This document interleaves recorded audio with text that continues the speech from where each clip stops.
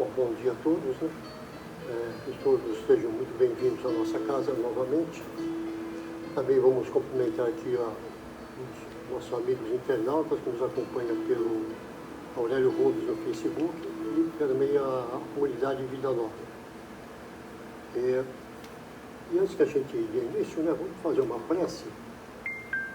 Eu convido a todos que a gente possa unir os nossos pensamentos em Deus, nosso Pai, em Jesus, o nosso Mestre, e que nós possamos também unir os nossos objetivos, que é o estudo desta manhã no Livro dos Espíritos, que nós possamos nos aprofundar nesses conhecimentos, adquirindo essa sabedoria que está contida ali nesses livros, e que nós possamos captar a sua essência e que isso possa produzir os efeitos necessários para que a nossa evolução realmente se efetive. Contamos sempre com o apoio do plano maior, de Deus, de Jesus, dos amigos espirituais, para que essa nossa jornada seja a melhor possível, apesar de toda a nossa imperfeição e de toda a distância que nós ainda nos encontramos do objetivo mais à frente, que é a nossa perfeição relativa ainda, e da nossa paz de consciência, da nossa felicidade. Que assim seja. Bom, hoje aqui nós estamos, então, dando continuidade ao estudo do Livro dos Espíritos, né, como fazendo todo domingo. E amanhã, segunda-feira, nós teremos a nossa palestra pública e vamos receber aqui o Givaro, lá de um Secal, de Sumaré. É uma palestra musicada. Na próxima segunda-feira, a gente vai receber também a Lúcia Helena, a doutora Lúcia Helena, que lá do Paz e Amor, ela vai discorrer sobre o tema Nosso Tempo. Então, No próximo domingo. Ah, o domingo? Ah, perdão. Domingo, a Lúcia Helena é domingo. Ah, é domingo, né? Então, esqueço, é domingo. Tá. Eu achei que era segunda-feira, é domingo. Correto? Agora aqui durante a semana, na quinta-feira, nós temos aqui o plantão de passes, né? E o Evangelho e também o Bazar. Na quarta-feira e na quinta-feira a gente continua com nossos estudos virtuais, né? Quem quiser participar é só deixar o celular para algum de nós aqui para receber o link, né? Para adentrar, uma coisa bem simples. E então na quarta-feira a gente também está estudando o Livro dos Espíritos. Estamos aí praticamente no final do livro já, né? E na quinta-feira estamos estudando o Céu e o Inferno. Né? Então, quem tiver interesse, é só comunicar um de nós aqui, tá ok? No próximo domingo, então, confirmando, a Lúcia Helena estará conosco aqui com o tema Nosso Tempo, né? E na outra segunda-feira já é a semana vindoura aí com outros companheiros, correto? Bom, muito bem. Então nós estamos vendo aqui no capítulo 5 do livro 3, do livro 3, né, do livro dos Espíritos, o item 4, Lei de Conservação. Né? Nós estamos ainda continuando e nós estamos vendo gozos dos bens terrenos, nas questões de 212 a 712 a 716, que a gente vai ver hoje, e a gente também vai adentrar no item de o necessário e o supérfluo, tá ok? Tá bom, vamos lá. Então veja, lá na 712, né, Kardec pergunta: com que fim pôs Deus atrativos no gozo dos bens materiais?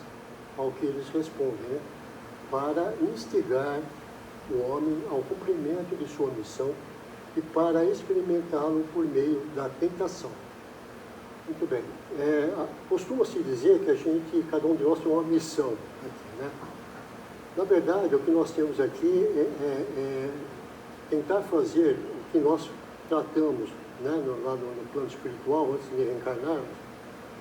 Só que, logicamente, quando a gente adentra na matéria, há um esquecimento, né, necessário, inclusive.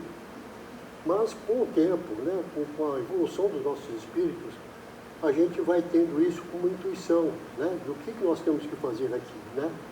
Então, veja, com com o advento da doutrina espírita, a gente já consegue ter essa noção, nós que estamos aqui engajados na doutrina, né? Então a gente está aprendendo a ter essa visão, essa intuição do que é necessário ser feito, né? Qual é essa missão nossa, tá certo? E para que a gente possa discorrer sobre essa missão, né, trabalhar com ela, é necessário que a gente tenha os instrumentos à mão, né? Então Deus nos fornece os bens materiais para que a gente possa ir tocando nossa vida, correto? O grande problema é que a gente ainda não aprendeu distinguir o necessário e o abuso que a gente faz delas, né? Tem uma linha muito tênue aí entre um e outro, né? Então a gente ainda não consegue distinguir bem, né? Então veja, eu tenho condições, por exemplo, de comprar uma casa, eu tenho muito dinheiro, por que eu vou comprar uma casa de 20 quartos, por exemplo? Né? Para quê? Para ostentar? Porque com certeza eu não vou colocar parentes morando lá, né? Ou ter um carro, um carrão, ou 5 carros, coisas do tipo, né? Então a gente às vezes exagera nisso, né? Então a gente tem que aprender a ter o necessário. Eu posso ter uma casa boa? Pode, não há problema nenhum, né? Desde que eu não exagere, tá, nesse quesito, né? Posso ter um ótimo carro? Também posso, né?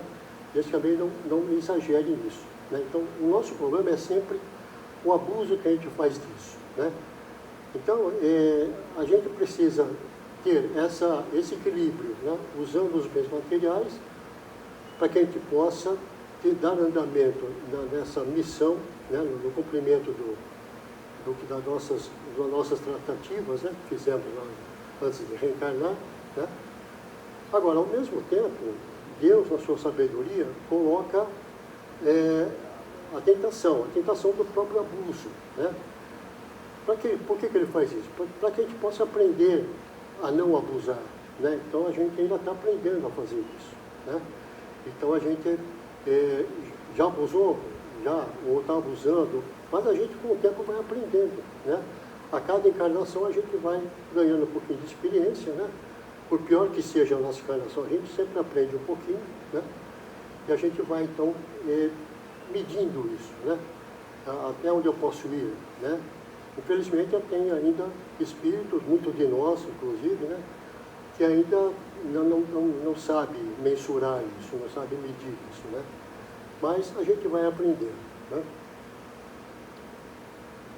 Mas o Kardec pergunta, né, uma subpergunta aqui, ele fala, qual o objetivo dessa tentação, né? Aí os espíritos respondem, desenvolver-lhe a razão, que deve preservá-lo dos excessos, né?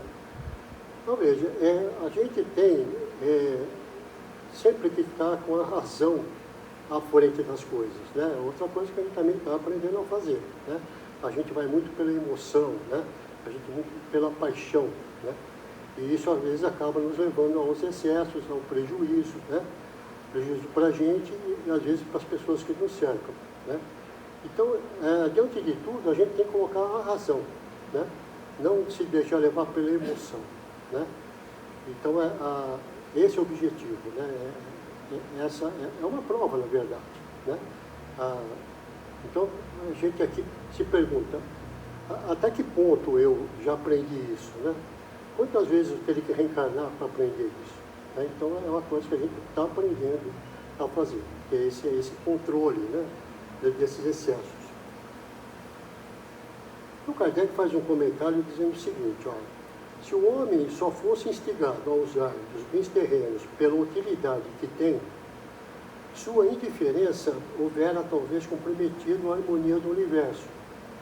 Deus imprimiu a esse uso o atrativo do prazer, porque assim é um homem impelido ao cumprimento dos desígnios providenciais. Mas, além disso, dando àquele uso esse atrativo, quis Deus também experimentar o homem por meio da tentação, que o arrasta para o abuso, de que deve a razão defendê-lo. Certo? O interessante aqui é que, veja bem, se não houvesse esse atrativo, né, a gente ia se contentar com a coisa mais simples, né? Vamos dar um exemplo. Eu tenho uma casa simples, mas ela me abriga do frio e da chuva, né? Eu tenho um conforto relativo, né? Então, veja, eu acabo me conformando com isso, né? Porque eu não tenho atrativo nenhum, né? A me instigar, a me estimular, né? Para que eu busque o melhor.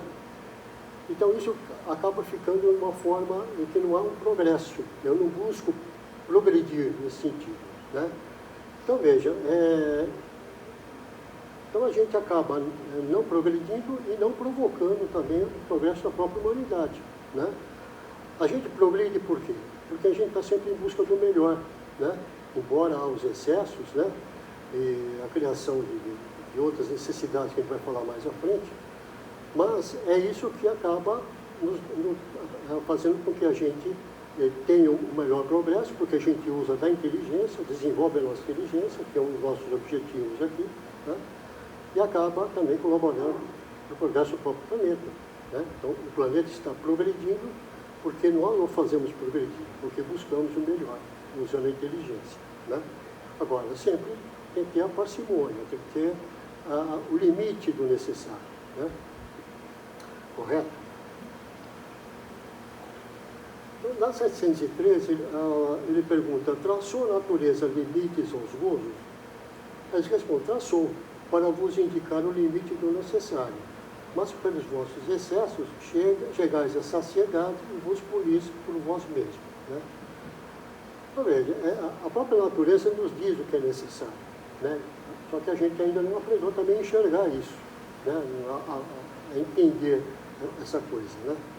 Agora, a gente, pelo excesso, a gente quer chegar a uma saciedade, a uma satisfação plena, né?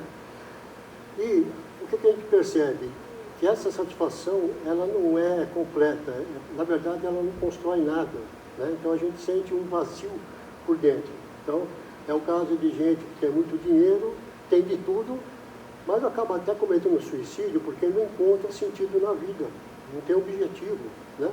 Porque aquilo não levou ele a um objetivo duradouro, porque ele buscou as coisas passageiras, efêmeras, né? Então, é importante que a gente trace um objetivo na nossa vida, né? Buscar esse objetivo, né? E, logicamente, que ele pode estar no material, pode, mas nós temos que mirar o espiritual, né? O moral. Esse é o mais importante, né? Então, veja, quando a gente chega a essa satisfação e não vê sentido, né? A gente acaba se punindo, né? Porque vem a frustração, né? E a gente então acaba não se encontrando, né, em si mesmo. Na 714, ele pergunta, o que se deve pensar do homem que procura nos excessos de todo gênero o requinte dos gozos, né? O que ele responde, pobre criatura, mais digna é de lástima do que inveja, pois bem perto está da morte, né? Então, veja, então essas pessoas que se excedem, né, na busca desse prazer, não ultrapassa esse limite em muito, né? Ela acaba se prejudicando, porque esse excesso pode levar a doenças, enfermidades, né? E levando à própria morte, às vezes uma morte até prematura, né? E aí pode ser considerado até um suicídio, né? Quando a gente abusa desse prazer que a gente vai em busca e não vê limites, né? Então, a gente chega a essa morte, né? Que, como disse, que é mais um suicídio, né? Mas o Kardec ainda pergunta lá, né, no assunto pergunta, perto da morte física ou da morte moral? E a gente responde, de ambas, né? Porque além da morte física, há também a morte moral. Como é que podia entender essa morte moral? A morte moral seria a falência do espírito, né? Mas essa falência não é completa graças à misericórdia divina, né? Porque ela está sempre dando uma oportunidade para que a gente possa voltar aqui e se recuperar, né? Ele vai dar tantas oportunidades quantas forem precisas, né? Porque Deus não tem pressa de nada, a pressa é nossa, né? Então, a gente está sempre tendo essa graça, esse benefício que Deus nos concede, para que a gente possa recuperar o terreno perdido, né? E, logicamente, que a gente hoje teria uma condição boa de entender isso, né? Numa próxima encarnação talvez não tenhamos, né? Então às vezes as coisas se complicam, porque nós mesmos buscamos isso, né? Essa complicação. O Kardec também faz um comentário a respeito, né?